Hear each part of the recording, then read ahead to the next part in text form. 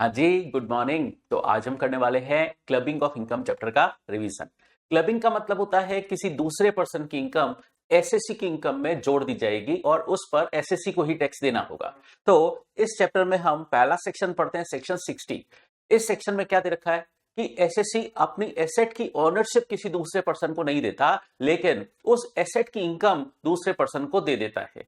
तो वो income SSC की ही इनकम में जोड़ी जाएगी और उस पर एसएससी को टैक्स देना होगा। तो इस सेक्शन में क्या दे रखा है, एसएससी अपनी इनकम ट्रांसफर कर रहा है, एसएससी अपनी इनकम ट्रांसफर कर रहा है एसेट की ओनरशिप ट्रांसफर किए बगैर। जिस एसेट पर यह इनकम हुई है उस एसेट की ओनरशिप ट्रांसफर किए बगैर एसएससी उस एसेट की इनकम किसी दूसरे पर्सन को ट्रांसफर कर रहा है, तो वो इनकम एसएससी ट्रांसफरर की इनकम में क्लब कर दी जाएगी और उस पर एसएससी ट्रांसफरर को ही टैक्स देना होगा।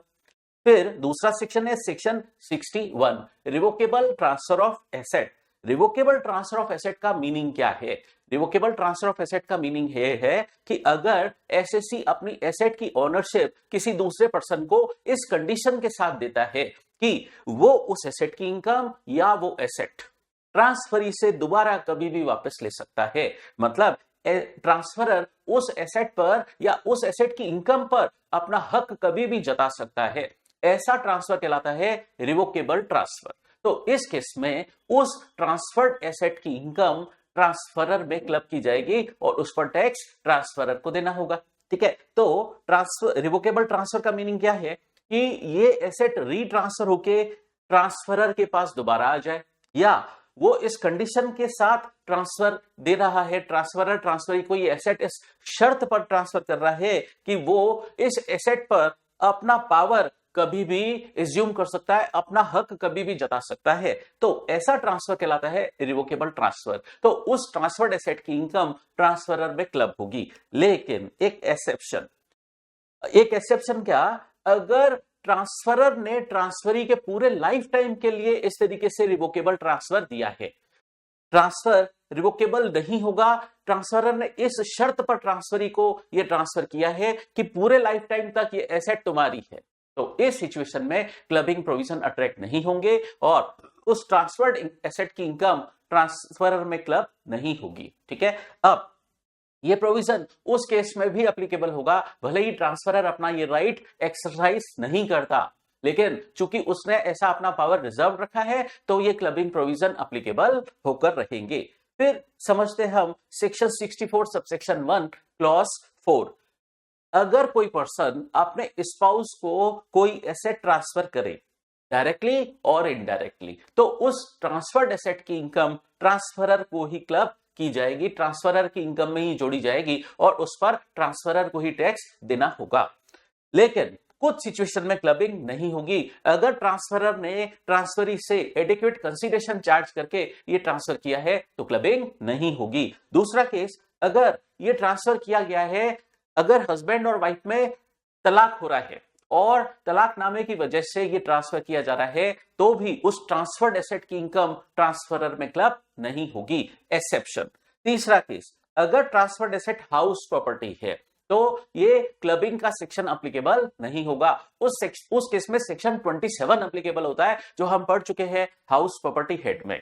तो हाउस प्रॉपर्टी हेड में हमने पढ़ा था, अगर कोई इंडिविजुअल स्पाउस को हाउस प्रॉपर्टी ट्रांसफर करता है तो वो रेंटल इनकम ट्रांसफरर को ही टैक्सेबल होती है, ट्रांसफरर को ही उसका डीम्ड ओनर माना जाता है। तो उस केस में लगता है सेक्शन 27, इसलिए क्लबिंग प्रोविजन उस केस में एप्लीकेबल नहीं होंगे। लेकिन अगर ट्रांसफरी वो हाउस प्रॉपर्टी ट्रांसफर कर दे तो उस एसेट का जो कैपिटल गेन होगा वो तो ट्रांसफरर को क्लब होगा और क्लबिंग प्रोविजन लगेंगे। इसका मतलब रेंटल इनकम पर क्लबिंग प्रोविजन नहीं लगेंगे, लेकिन अदर इनकम जैसे कैपिटल गेन पर तो क्लबिंग प्रोविजन एप्लीकेबल होंगे और ये अदर इनकम ट्रांसफरर को क्लब होगी और ट्रांसफरर को उस इनकम पर टैक्स देना होगा। फिर समझते हैं, अगर ट्रांसफरर ने कोई एसेट ट्रांसफर की है सन्स वाइफ को, तो उस ट्रांसफर्ड एसेट की इनकम ट्रांसफरर को क्लब होगी। अब चाहे ये ट्रांसफर डायरेक्टली है चाहे इनडायरेक्टली है, इस ट्रांसफर्ड एसेट की इनकम ट्रांसफरर को क्लब होगी। लेकिन एक्सेप्शन, अगर ट्रांसफर एडिक्वेट कंसीडरेशन चार्ज करके किया गया है तो इस ट्रांसफर्ड एसेट की इनकम क्लब नहीं होगी ट्रांसफरर को। और दूसरा केस, अगर ये एसेट ट्रांसफर की गई थी सन की मैरिज से पहले, सन की मैरिज से पहले ट्रांसफर की गई थी एसेट, तो उस केस में भी क्लबिंग प्रोविजन एप्लीकेबल नहीं होंगे और ये इनकम ट्रांसफरर को टैक्सेबल नहीं होगी। अब एक बात समझते हैं, देखिए जब एसेट ट्रांसफरर ने स्पाउस को ट्रांसफर की तो सेक्शन लगता है सेक्शन 64 सबसेक्शन 1 क्लॉज 4, लेकिन अगर सन्स वाइफ को ट्रांसफर किया गया है तो सेक्शन लगता है सेक्शन 64 सबसेक्शन 1 क्लॉज 6, ठीक है, मतलब स्पाउस के केस में क्लॉज 4 और सन्स वाइफ के केस में क्लॉज 6 लगता है। अब इन दोनों को लेकर क्लॉज 4 और क्लॉज 6 को लेकर एक कॉमन बात समझते हैं। मान लीजिए जो एसेट ट्रांसफरर ने स्पाउस को ट्रांसफर की या सन्स वाइफ को ट्रांसफर की और वो ट्रांसफर्ड एसेट स्पाउस ने या सन्स वाइफ ने किसी बिजनेस में इन्वेस्ट कर दी, बिजनेस में लगा दी, तो उस सिचुएशन में क्लबिंग प्रोविजन कैसे एप्लीकेबल होंगे ये समझते हैं। उस सिचुएशन में ट्रांसफरर के हैंड्स में इनकम क्लब कैसे होगी, वो इनकम ट्रांसफरर को कैसे टैक्सेबल की जाएगी, ये सिस्टम समझते हैं। अगर स्पाउस ने या सन्स वाइफ ने वो इन्वेस्टमेंट किया प्रोप्राइटरी बिजनेस में, ठीक है, ट्रांसफरर ने ट्रांसफरी को जो एसेट दी थी, वो एसेट मनी भी हो सकती है, ट्रांसफरर ने ट्रांसफरी यानी स्पाउस को या सन्स वाइफ को जो एसेट दी थी, उन्होंने वो एसेट किसी प्रोप्राइटरी बिजनेस में कैपिटल के रूप में इन्वेस्ट कर दी, तो उस सिचुएशन में क्लबिंग प्रोविजन कैसे एप्लीकेबल होंगे ये समझते हैं। स्पाउस को या सन्स वाइफ को उस बिजनेस में इन्वेस्टमेंट से जो इनकम हुई, जो उनको बिजनेस इनकम हुई, ट्रांसफरी को जो बिजनेस इनकम हुई, वो ट्रांसफरर में क्लब कैसे होगी ये सिस्टम समझते हैं। तो बिजनेस इनकम जो भी उस बिजनेस में हुई प्रोपोर्शनेट क्लबिंग होगी। ये प्रोपोर्शनेट क्लबिंग कैसे होगी ये समझते हैं। उस बिजनेस से जो भी इनकम हुई इनटू जो इन्वेस्टमेंट किया गया बिजनेस में as on the first day of the relevant previous year, relevant previous year का फर्स्ट डे के दिन ओपनिंग कैपिटल के अंदर ट्रांसफरर का कितना पैसा शामिल है अपॉन उस रेलेवेंट प्रीवियस ईयर में उसकी बिजनेस में ओपनिंग कैपिटल कितनी है, उस प्रोपोर्शन में क्लबिंग होगी। ठीक है, इस बात को हम एग्जांपल से समझते हैं। ठीक है, तो देखो एग्जांपल से समझते हैं। हस्बैंड ने फॉर एग्जांपल वाइफ को गिफ्ट दिया, मनी दी 5 लाख। वाइफ ने ये मनी बिजनेस में इन्वेस्ट कर दी और कैपिटल उन्होंने टोटल लगाई थी 20 लाख। अब हुआ क्या, ये 5 लाख जो है इस 20 लाख के अंदर शामिल है। ठीक है, और अब वाइफ को इस बिजनेस से प्रॉफिट हुआ 4 लाख। अब इस 4 लाख की क्लबिंग कैसे होगी हमें यह समझना है। ये 4 लाख में से कितना प्रोपोर्शन ट्रांसफरर को क्लब होगा, टैक्सेबल होगा, ये समझना है। ठीक है, तो देखिए क्लबिंग प्रोविजन इन जनरल कैसे अट्रैक्ट होंगे समझते हैं। बिजनेस इनकम कितनी हुई 4 लाख इनटू प्रोपोर्शनेट क्लबिंग होगी। ओपनिंग कैपिटल कितनी है बिजनेस में लगाई गई इस रेलेवेंट प्रीवियस ईयर में 20 लाख और इसमें हस्बैंड का दिया हुआ कितना शामिल है 5 लाख। 20 लाख के अंदर 5 लाख हस्बैंड का दिया हुआ शामिल है तो प्रोपोर्शनेट क्लबिंग होगी और ये जो 1 लाख है ये क्लब हो जाएगा ट्रांसफरर हस्बैंड में। ठीक है, तो इस तरीके से क्लबिंग प्रोविजन एप्लीकेबल होंगे। अब एक बात और समझना, फॉर एग्जांपल ये गिफ्ट दिया गया था 10 अप्रैल 2024 को, लेकिन वाइफ ने बिजनेस स्टार्ट किया, डीसीबी हम किसको बोलते हैं, date of commencement of business को बोलते हैं। डीसीबी फॉर एग्जांपल उन्होंने बिजनेस कब स्टार्ट किया 15/4/2024 को। इसका मतलब बिजनेस के ओपनिंग डेट के दिन हस्बैंड का दिया हुआ 5 लाख ओपनिंग कैपिटल 20 लाख में शामिल है, तो क्लबिंग सेम ईयर से हो जाएगी। ठीक है, तो ये clubbing provision applicable first year से ही हो जाएंगे, सेम ईयर से क्लबिंग होना स्टार्ट हो जाएगी।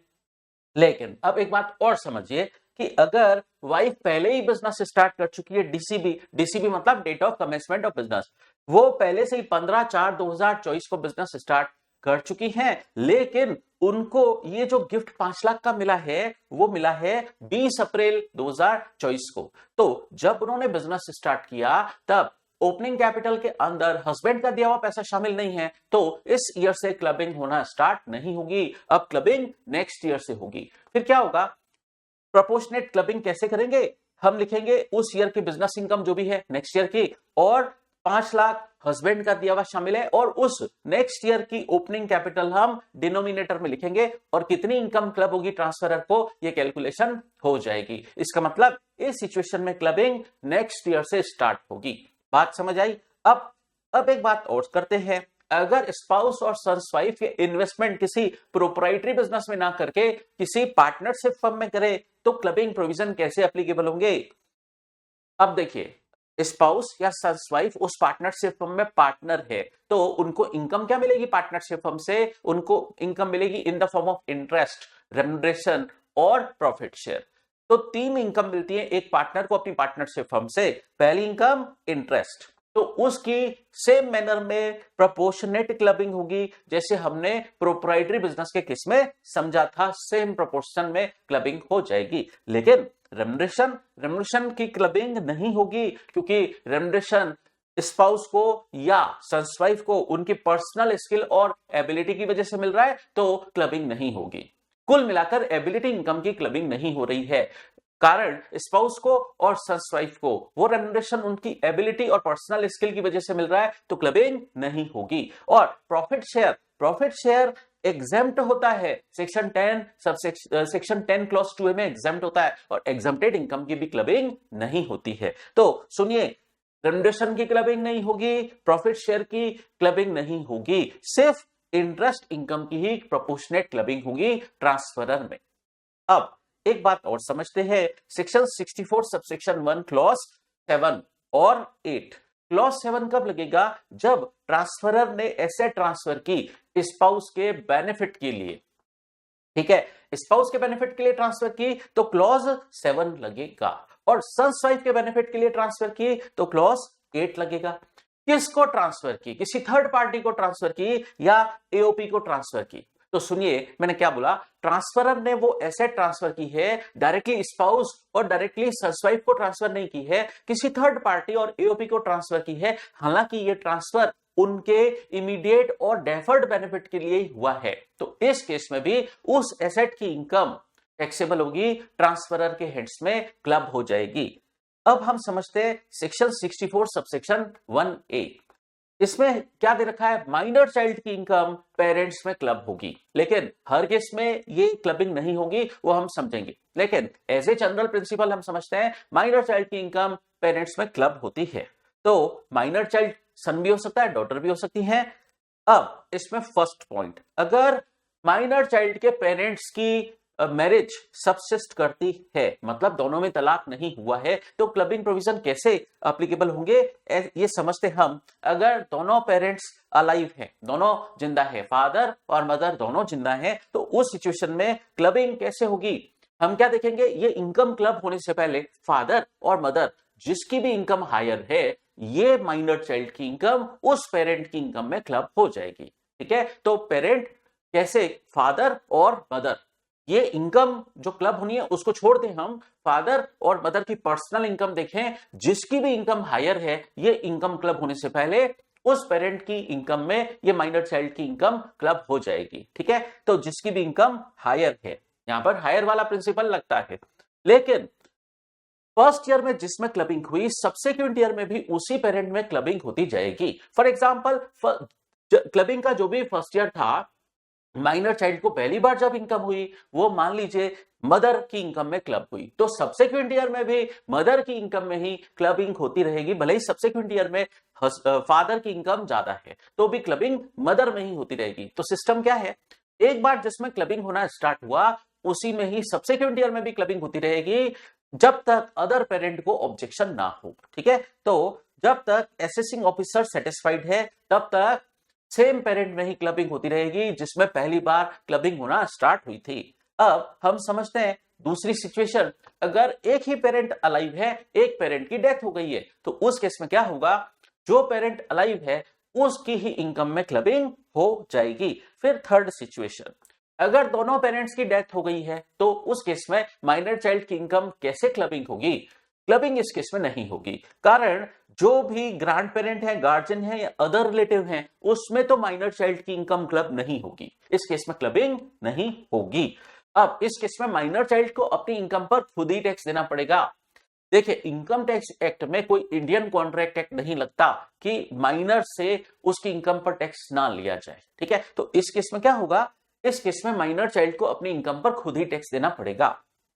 अब दूसरी सिचुएशन समझते हैं, अगर पेरेंट्स में तलाक हो गया है, तो अगर पेरेंट्स की मैरिज सब्सिस्ट नहीं करती है, दोनों में तलाक हो गया है, तो उस केस में क्या होगा, माइनर चाइल्ड की इनकम उस पेरेंट में क्लब होगी जिस पेरेंट ने during the relevant previous year minor child को मेंटेन किया है, उसमें क्लबिंग हो जाएगी। लेकिन अब एक सिस्टम समझिए, सेक्शन 10 क्लॉज 32 का एग्जम्पशन मिलता है पेरेंट्स को अगर उनकी इनकम में माइनर चाइल्ड की इनकम क्लब होती है तो।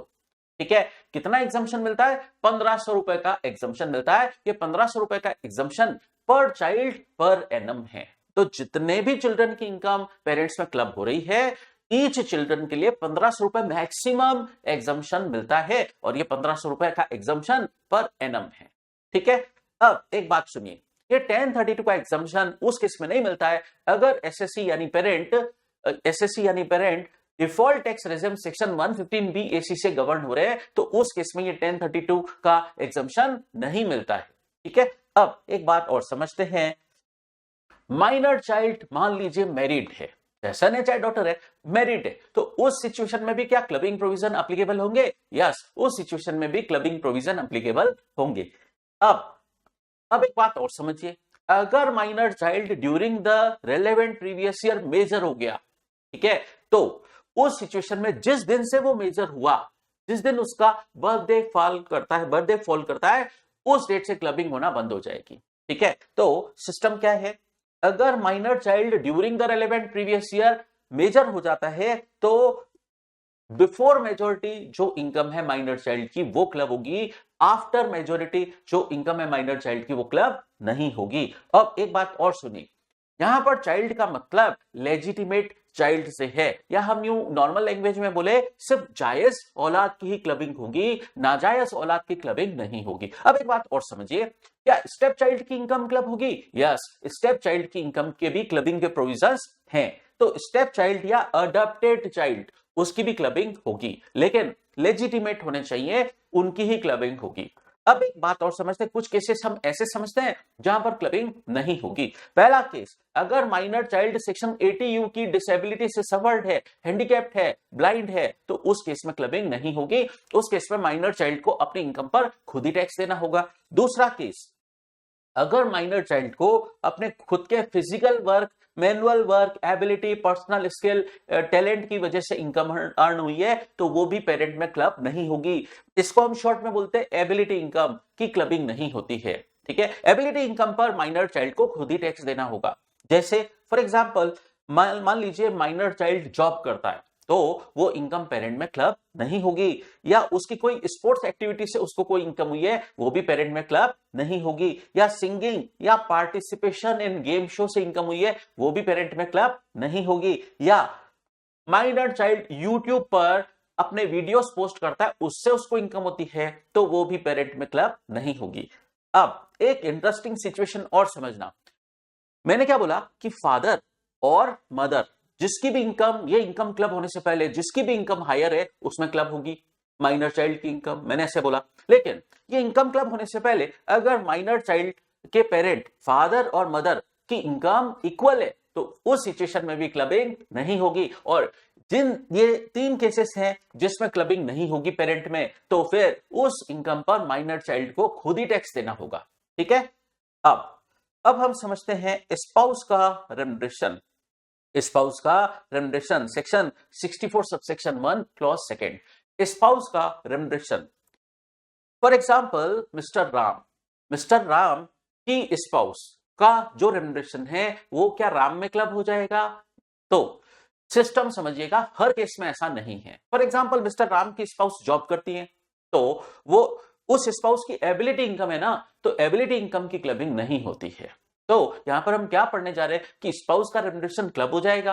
तो स्पेशल केस है ये, जहां पर कुछ कंडीशन सेटिस्फाई हो तो ही क्लबिंग होगी। पहली कंडीशन है एसएससी इंडिविजुअल है। दूसरा केस, एसएससी इंडिविजुअल है और वो किसी कंसर्न में सब्सटेंशियल इंटरेस्ट रखता है, किसी कंसर्न में उसका सब्सटेंशियल इंटरेस्ट है। सब्सटेंशियल इंटरेस्ट का क्या मीनिंग है? अगर कंपनी है तो उस केस में कम से कम 20% वोटिंग राइट हो उस कंपनी में, तो कहा जाएगा कि एसएससी का उस कंसर्न में सब्सटेंशियल इंटरेस्ट है। और अगर अदर कंसर्न है तो उस केस में क्या बोला जाएगा, उस कंसर्न में कम से कम एटलीस्ट 20% प्रॉफिट में हिस्सा है अगर, तो ये कहा जाएगा कि एसएससी का उस कंसर्न में सब्सटेंशियल इंटरेस्ट है। और इस केस में एसएससी का तो शेयरिंग देखा जाएगा, 20% देखा जाएगा, वो 20% खुद का और रिलेटिव का जोड़ के देखा जाएगा, ठीक है। और रिलेटिव की डेफिनेशन वो काम आएगी जो हमने पीजीबीपी हेड में पढ़ी थी सेक्शन 2 क्लॉज 41 में, वो काम आएगी, ठीक है। चलिए, तो खुद की होल्डिंग और रिलेटिव की होल्डिंग ये 20% के लिए देखा जाएगा, जोड़ के देखा जाएगा। अब पहली कंडीशन क्या थी, एसएससी इंडिविजुअल है और उसका किसी कंसर्न में सब्सटेंशियल इंटरेस्ट है, और उसी कंसर्न में एसएससी इंडिविजुअल की स्पाउस को एम्प्लॉय शो कर रखा है, ठीक है, लेकिन वो कोई प्रैक्टिकल वर्किंग उस कंसर्न के लिए नहीं करती है। तो सेकंड कंडीशन क्या है, एसएससी की स्पाउस उस कंसर्न में एम्प्लॉयड है, एम्प्लॉय शो कर रखा है, लेकिन उनके पास कोई टेक्निकल और प्रोफेशनल नॉलेज और एक्सपीरियंस नहीं है। इसका मतलब ये रेम्युनरेशन उनको विदाउट वर्किंग दिया जा रहा है, तो इस केस में क्लबिंग प्रोविजन अट्रैक्ट होंगे और ये इनकम ये रेम्युनरेशन स्पाउस का क्लब हो जाएगा एसएससी इंडिविजुअल की इनकम में जिसका उस कंसर्न में सब्सटेंशियल इंटरेस्ट है, उस एसएससी इंडिविजुअल की इनकम में स्पाउस का रेम्युनरेशन क्लब हो जाएगा, ठीक है। अब एक स्पेशल केस समझते हैं। अधिकतर मैं इस सिचुएशन को बोलता हूं जनरल प्रोविजन, जनरल, और यह है स्पेशल केस। स्पेशल केस क्या है, हस्बैंड और वाइफ दोनों का उस कंसर्न में सब्सटेंशियल इंटरेस्ट है, ठीक है। पहले जनरल में क्या था, सिर्फ एक ही पर्सन का सब्सटेंशियल इंटरेस्ट था, या तो हस्बैंड का या वाइफ का, लेकिन अब स्पेशल केस में क्या पढ़ रहे हैं, हस्बैंड और वाइफ दोनों का उस कंसर्न में सब्सटेंशियल इंटरेस्ट है और दोनों को उस कंसर्न से रेम्युनरेशन मिल रहा है, दोनों का उस कंसर्न में सब्सटेंशियल इंटरेस्ट है और दोनों को उस कंसर्न से रेम्युनरेशन मिल रहा है, और दोनों को जो रेम्युनरेशन है वो विदाउट वर्किंग मिल रहा है, विदाउट एबिलिटी मिल रहा है। तो क्लबिंग प्रोविजन कैसे एप्लीकेबल होंगे ये समझते हैं। इस सिचुएशन में ये इनकम क्लब होने से पहले दोनों में से जिसकी भी इनकम हायर है उसमें क्लबिंग हो जाएगी, ठीक है। तो यहां पर हायर वाला कंसेप्ट लगेगा, और एक बार जिसमें क्लबिंग होना स्टार्ट हुई सबसेक्वेंट ईयर में उसी में ही क्लबिंग होती रहेगी, ये भी सिस्टम है। देखिए क्या दे रखा है, एक बार जिसमें क्लबिंग होना स्टार्ट हुआ और सक्सीडिंग ईयर में भी उसी में ही क्लबिंग होती रहेगी जब तक कि असेसिंग ऑफिसर दूसरे स्पाउस की इनकम में वो इनकम क्लब ना करे, ठीक है। तो दूसरे स्पाउस को जब तक ऑब्जेक्शन नहीं है तब तक जिस स्पाउस में एक बार क्लबिंग होना स्टार्ट हुआ सब्सिक्वेंट ईयर में भी उसी स्पाउस में क्लबिंग होती रहेगी। तो पहला वाला जनरल केस क्या था, सिर्फ एक स्पाउस का ही उस कंसर्न में सब्सटेंशियल इंटरेस्ट रहा था और जो दूसरा स्पाउस था उसको रेम्युनरेशन विदाउट वर्किंग मिल रहा था। लेकिन ये स्पेशल केस में क्या है, हस्बैंड और वाइफ दोनों का सब्सटेंशियल इंटरेस्ट है, दोनों को ही विदाउट वर्किंग रेम्युनरेशन मिल रहा है, तो ये हायर वाला प्रोविजन एप्लीकेबल होगा। अब हम समझते हैं सेक्शन 64 सबसेक्शन 2। किसी इंडिविजुअल ने अपनी एचयूएफ को अपनी सेल्फ एक्वायर्ड प्रॉपर्टी ट्रांसफर कर दी। किसी इंडिविजुअल ने जो किसी एचयूएफ का मेंबर है अपनी एचयूएफ को कोई एसेट ट्रांसफर कर दी और ट्रांसफर इस तरीके से किया कि वो एसेट एचयूएफ की प्रॉपर्टी का पार्ट बन गया। और फॉर एग्जांपल मिस्टर राम ने अपने 5 रूम वाली हाउस प्रॉपर्टी अपनी एचयूएफ को दे दी और बोला इस हाउस प्रॉपर्टी से आपको जो भी रेंटल इनकम जनरेट हो वो एचयूएफ आप अपने पास ही रखना। तो इस केस में वो रेंटल इनकम ट्रांसफरर राम को टैक्सेबल हो जाएगी, ठीक है। तो क्लबिंग प्रोविजन कैसे एप्लीकेबल होंगे ये समझते हैं। अगर राम ने इसको देखिए एग्जांपल से समझते हैं। मिस्टर राम ने अपनी एचयूएफ को मान लीजिए हाउस प्रॉपर्टी दे दी। ये हाउस प्रॉपर्टी में 5 रूम थे, ठीक है, और मान लीजिए अभी तक इस एचयूएफ का पार्टीशन नहीं हुआ है, बंटवारा नहीं हुआ है, तो इन 5 रूम से जो रेंटल इनकम एचयूएफ को जनरेट हो रही है वो राम को क्लब हो जाएगी, इस पर राम को टैक्स देना पड़ेगा। लेकिन आफ्टर पार्टीशन ऑफ एचयूएफ क्या सिचुएशन रहेगी ये भी समझना जरूरी है। देखिए अगर इस एचयूएफ का पार्टीशन हो जाता है और पार्टीशन पर अगर राम और राम के स्पाउस को ये दो रूम मिलते हैं, आफ्टर पार्टीशन राम और राम की स्पाउस को ये 2 रूम मिलते हैं, तो ये 2 रूम की रेंटल इनकम भले ही एचयूएफ रिसीव करे बट टैक्सेबल राम को होगी। अब एक बात और समझिए, अगर पार्टीशन पर मिस्टर राम के माइनर चाइल्ड को ये थर्ड रूम अलॉट हुआ, बंटवारे में मिला, तो माइनर चाइल्ड की को जो ये थर्ड रूम मिला, इसकी रेंटल इनकम भी राम को क्लब हो जाएगी। ठीक है, तो ये बात कहां दे रखी है? ये दे रखा है आफ्टर पार्टीशन ऑफ एचयूएफ क्या सिस्टम है, जो उस ट्रांसफर्ड एसेट या कन्वर्टेड प्रॉपर्टी की इनकम है वो कैसे क्लब होगी? जो ट्रांसफरर को और स्पाउस को जो अलॉटेड प्रॉपर्टी मिली वो ट्रांसफरर राम को टैक्सेबल हो जाएगी, और अगर कुछ हिस्सा माइनर चाइल्ड को भी मिला तो फिर माइनर चाइल्ड के भी क्लबिंग प्रोविजन एप्लीकेबल हो जाएंगे, सेक्शन 64 सबसेक्शन 1A। अब लेकिन क्लबिंग प्रोविजन वहां नहीं लगेंगे जहां पर यह ट्रांसफर किया गया है, एडवोकेट कंसीडरेशन चार्ज करके ट्रांसफर किया गया है, तो क्लबिंग प्रोविजन एप्लीकेबल नहीं होंगे। अब एक बात और समझते हैं, जो मिसक्लेनियस प्रोविजंस है नीचे दे रखे हैं वो समझते हैं पहले। देखिए क्लबिंग कैसे होगी? क्लबिंग रेस्पेक्टिव हेड में होगी। आपको पता है इनकम के 5 हेड है, ठीक है। फॉर एग्जांपल माइनर चाइल्ड को रेंटल इनकम हुई तो वो पेरेंट में कैसे क्लब होगी? हेड वाइज, मतलब पेरेंट के भी वो rental income house property head में क्लब होगी, ठीक है। तो जो इनकम क्लब होनी है उसकी रिपोर्टिंग हेड वाइज होती है, रेस्पेक्टिव हेड में वो इनकम क्लब होगी। अब दूसरा सवाल, क्या नेगेटिव इनकम की भी क्लबिंग होगी? यस, मतलब लॉसेस की भी क्लबिंग होगी क्या अगर लॉस हुआ तो? हाँ, यस, नेगेटिव इनकम की भी क्लबिंग होती है। अब तीसरी बात एक और समझना जो बहुत खास है, जो एसएससी चैप्टर 6A के डिडक्शंस क्लेम कर रहा है, एसएससी का आर्गुमेंट है कि मेरी इनकम में आप दूसरे पर्सन की इनकम भी जोड़ रहे हो, तो अब मेरे इनकम टैक्स रिटर्न में दो लोगों की इनकम है, तो मुझे जो चैप्टर 6A के डिडक्शंस है ना वो डबल हो जाए, तो डबल नहीं होंगे। तो सिस्टम क्या है, आप ये डिडक्शन क्लब्ड इनकम पर तो क्लेम कर सकते हो, लेकिन ये डिडक्शंस डबल नहीं होंगे। समझ आई बात? अब एक कंसेप्ट और समझते हैं, क्रॉस ट्रांसफर का कंसेप्ट। एसएससी कई बार इस तरीके का कुछ अरेंजमेंट कर देता है क्लबिंग प्रोविजंस को अवॉइड करने के लिए, ताकि क्लबिंग प्रोविजन अट्रैक्ट ना हो। कैसे? ये क्रॉस ट्रांसफर क्या होता है इसको हम एक एग्जांपल से समझते हैं। चलिए एग्जांपल से समझते हैं।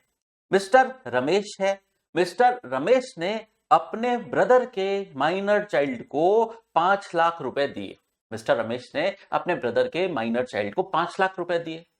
At the same time mister Ramesh के ब्रदर ने रमेश की वाइफ को 6 लाख के डिबेंचर दिए, ठीक है।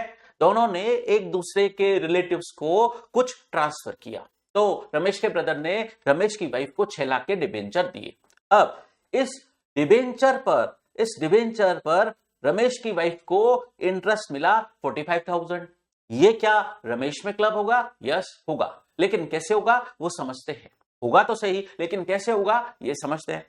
At the same time Ramesh ने जो ब्रदर के माइनर चाइल्ड को 5 लाख रुपीस दिए थे वो उसने बैंक में एफडी करवा दिया था, और उस पर उसको एफडी पर इंटरेस्ट मिला 45,000। अब आपको क्या लगता है कि ये जो डिबेंचर इंटरेस्ट है वाइफ को जो मिला, रमेश की वाइफ को, वो रमेश में क्लब हो जाएगा, और इधर at the same time minor child को जो एफडी पर इंटरेस्ट मिला 45,000 वो रमेश के ब्रदर में क्लब हो जाएगा। नॉर्मल सिस्टम ये है, लेकिन यहां पर हम समझते हैं जो अमाउंट का डिफरेंस है उसका क्या होगा। अमाउंट का क्या डिफरेंस है देखिए, नोट करिए।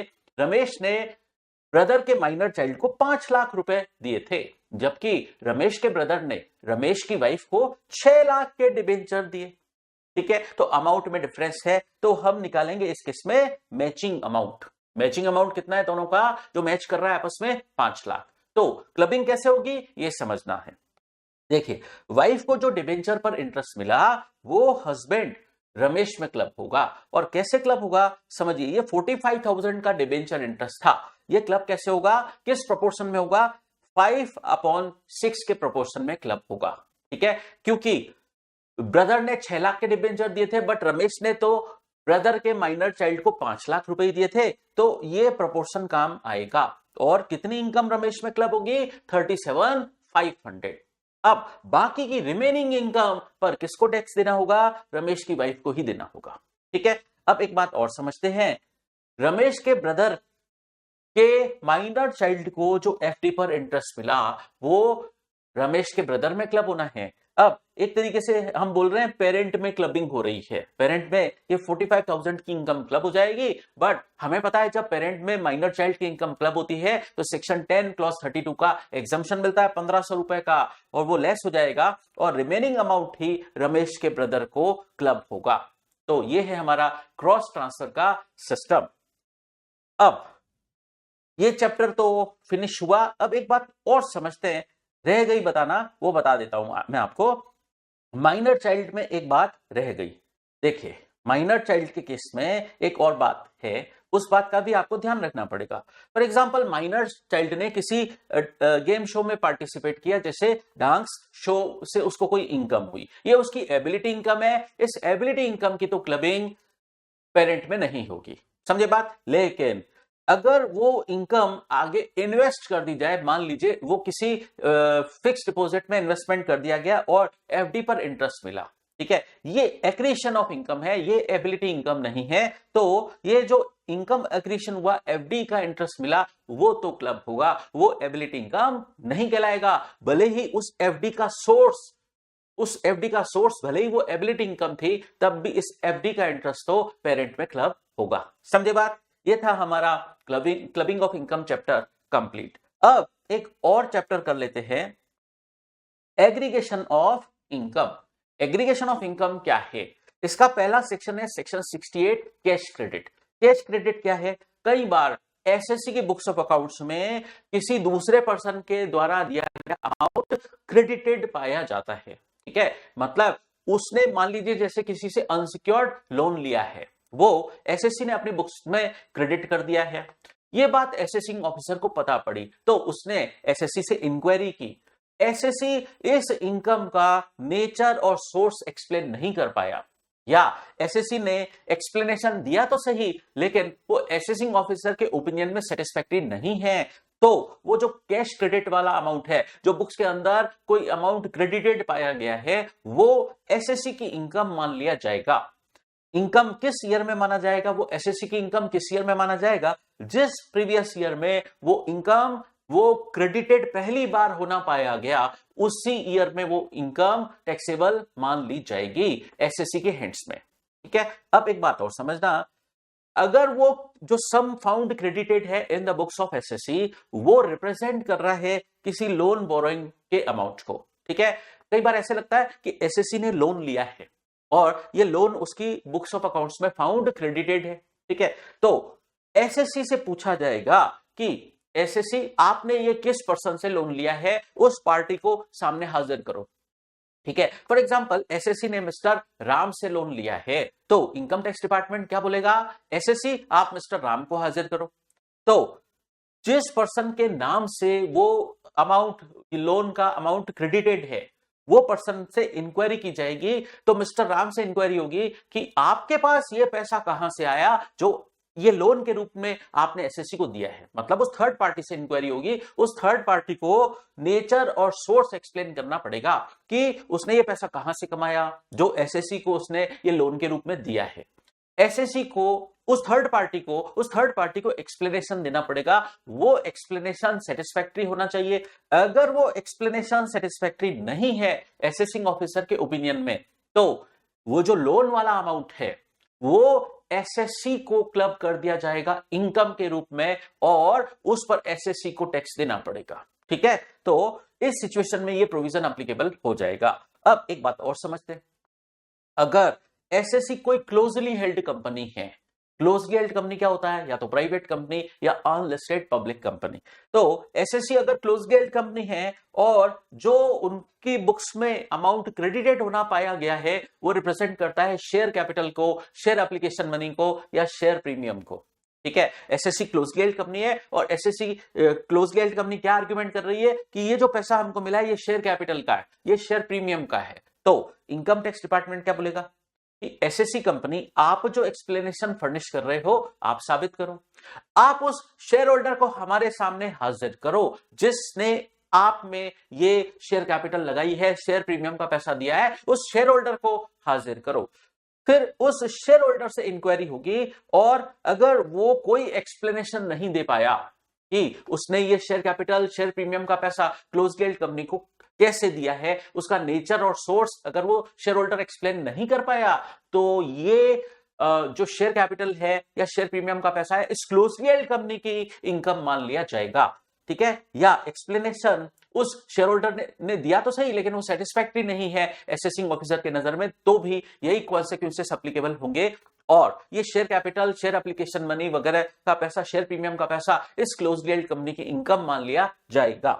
अब एक बात और समझते हैं, सेक्शन 69 अनएक्सप्लेन्ड इन्वेस्टमेंट।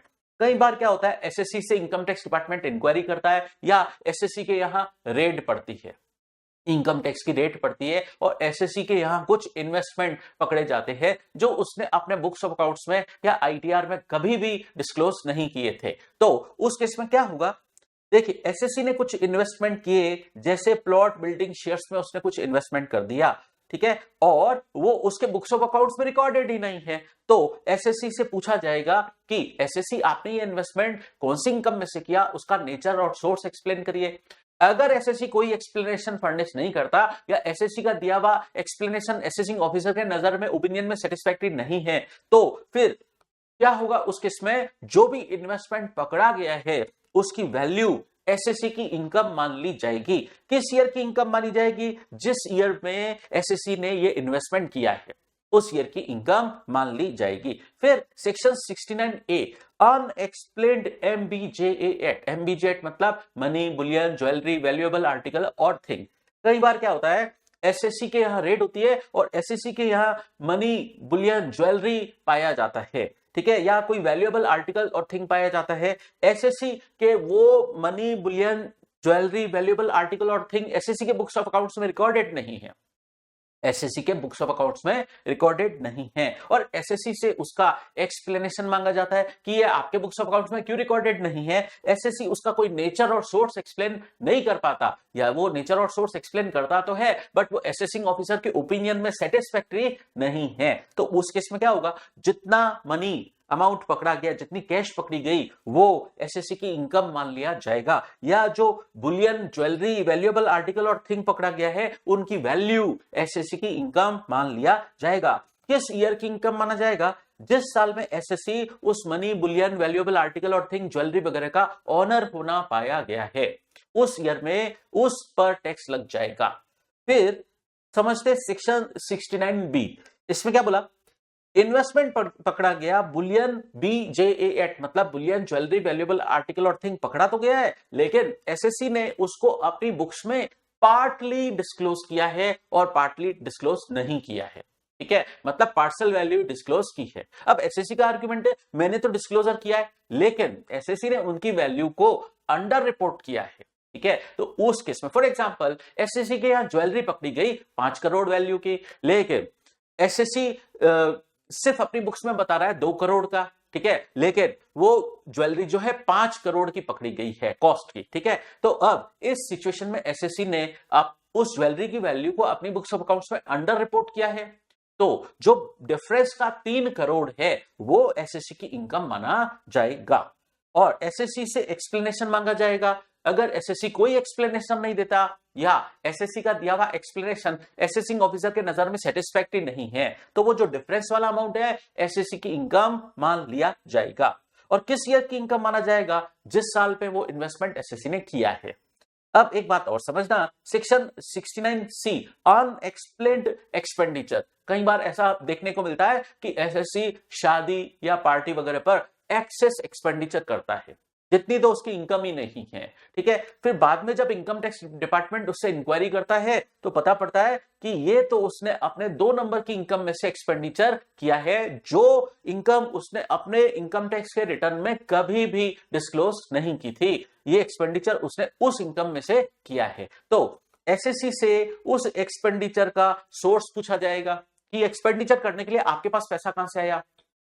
एसएससी इसका कोई एक्सप्लेनेशन फर्निश नहीं कर पाता या वो जो एक्सप्लेनेशन फर्निश कर रहा है वो एसेसिंग ऑफिसर के नजर में सेटिस्फैक्टरी नहीं है, तो वो एक्सपेंडिचर वाला अमाउंट, अनएक्सप्लेन्ड एक्सपेंडिचर बोलेंगे इसको, ये एक्सपेंडिचर वाला अमाउंट एसएससी की इनकम मान लिया जाएगा। और किस ईयर की इनकम माना जाएगा, जिस साल एसएससी ने एक्सपेंडिचर इनकर किया है उस साल की इनकम माना जाएगा। अब एसएससी का एक और आर्ग्यूमेंट है, देखो आपने बोला ये मेरी इनकम है, ठीक है, इनकम है, लेकिन मैंने एक्सपेंडिचर भी तो कर दिया, तो मेरी इनकम में से ये एक्सपेंडिचर लेस कर दीजिए, ठीक है। लेकिन लॉ मेकर्स ने यहां पर क्या प्रोविजन किया है, जो अनएक्सप्लेन्ड एक्सपेंडिचर के रूप में इस तरीके से इनकम पकड़ी गई है, उसके सामने एसएससी को कोई भी डिडक्शन किसी भी हेड में अलाउ नहीं होगा, ठीक है। तो इनकम टैक्सेबल हो जाएगी और इस इनकम के अगेंस्ट कोई भी एक्सपेंडिचर अलाउ नहीं होगा।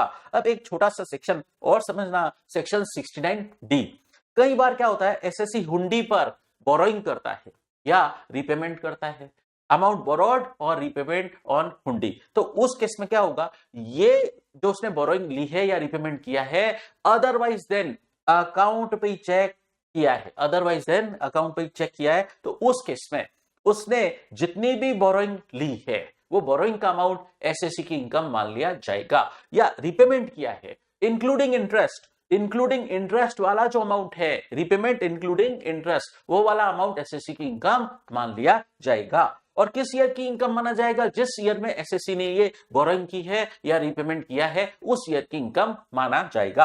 अब एक बात और समझना, अगर बोरोवल के टाइम पर इसे इनकम माना गया है तो दोबारा रीपेमेंट के टाइम पर इनकम नहीं माना जाएगा। डबल एडिशन प्रोहिबिटेड, दो बार इनकम नहीं माना जाएगा। अब हमने जितने भी सेक्शन पढ़े ना, section 68, section 69, section 69A, section 69B, section 69C, section 69D, in section में जितने भी अमाउंट को इनकम माना गया है, ये स्पेशल इनकम कहलाएगा और इस पर टैक्स रेट का सेक्शन स्पेशल लगेगा, सेक्शन 115BBE। और आपको पता है इन इनकम पर कितना टैक्स लगता है, 78%, ठीक है। ये 78% टैक्स रेट कैसे आई, देखिए इसमें 60% तो बेसिक है, ठीक है। सेक्शन ये जो 60% टैक्स रेट है बेसिक है, इसमें 25% सरचार्ज भी ऐड होगा और प्लस इसमें 4% हेल्थ एंड एजुकेशन सेस भी ऐड होगा, तो इफेक्टिव टैक्स रेट हो जाएगी आपकी 78%। तो ये है सेक्शन 115BBE, स्पेशल इनकम है ये, स्पेशल टैक्स रेट लगेगी सेक्शन 7, कितनी टैक्स रेट लगेगी, 78%। तो ये है आपका aggregation of income chapter complete.